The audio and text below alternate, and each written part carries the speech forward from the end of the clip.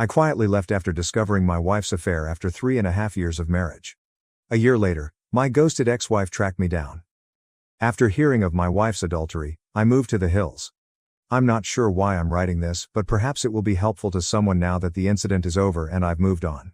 After 3.5 years of marriage, I learned of my wife's affair in February 2018.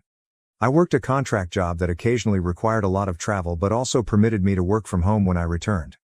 As a director of a technical sales company, my wife held a very lucrative position. Although things had become a little strained due to her working longer and longer hours and me traveling for work, we still had what I would call a fairly excellent marriage.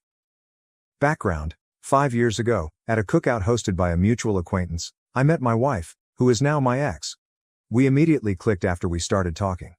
To be honest, I felt that being with a woman who was so attractive and articulate was a huge advantage.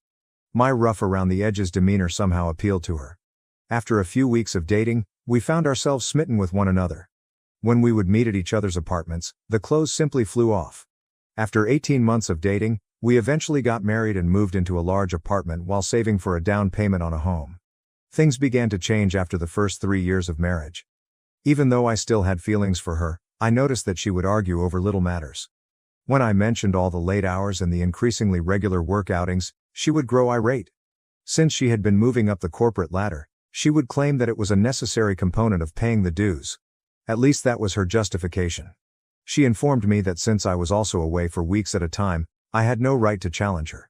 In reality, I had only been taking vacations for 3 or 4 days every 5 weeks or so I assured her that I could definitely manage cutting back on my travel time. There was never a conclusion to these highly circular arguments.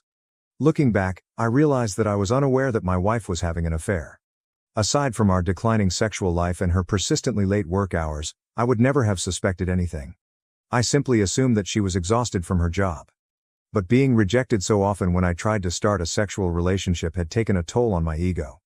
Although she had a work mobile phone and might have been using it, I didn't witness the covert texting that I had read about in other articles.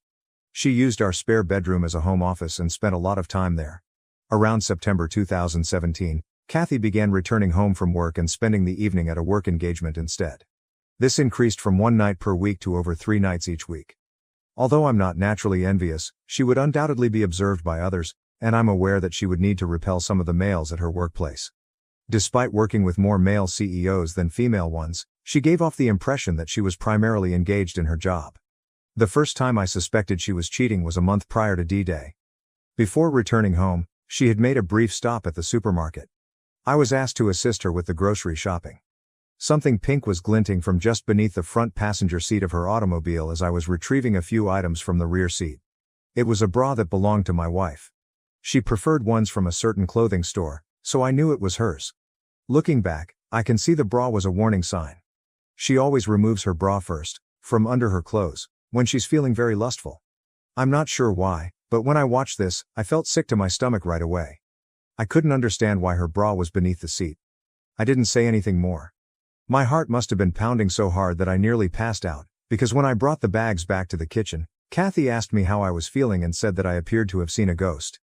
I simply ignored her remark. It took everything I had to conceal my emotions, but I did my best not to appear upset or deceived.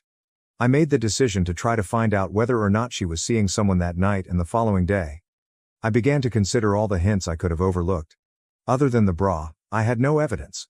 She works in an office building downtown, and we live in a reasonably big city. I made the decision to temporarily put the affair idea out of my mind and consider giving her more of my attention. I prepared a delicious meal and arranged the dining table with elegant plates, silverware, and candles one Friday after work. I purchased an arrangement of flowers and a lovely bottle of wine. I pointed out the dinner and everything I had made when she arrived as usual, breezing in after work. She apologized and said she was sorry, but she had to go to a neighborhood hangout to meet up with her coworkers. She mentioned that she needed to take a shower first but that she could have a small snack with me before she left. I guess I went utterly silent because my insides flipped on me. I won't explain the type of anger I was experiencing at the time, but I had had enough. I took my work cell phone and threw it in her back seat while she was taking a shower. I had been considering this as a means of using my own phone to find her.